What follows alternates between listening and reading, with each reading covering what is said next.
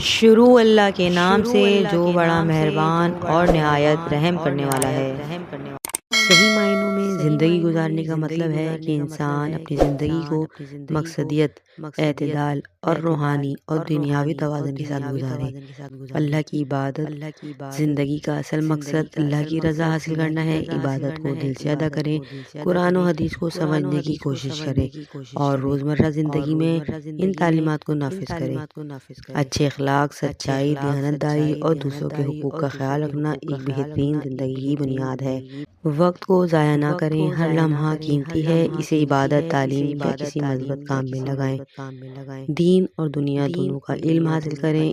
علم روشنی ہے جو زندگی کو مقصد اور سمت فراہم کرتا ہے۔ دنیا اور آخرت کے درمیان توازن رکھیں، رزق حلال کمائیں لیکن دل آخرت کی طرف لگا رہے۔ والدین، خاندان اور دوستوں کے ساتھ اچھے تعلقات رکھیں اور ان کے حقوق پورے کریں۔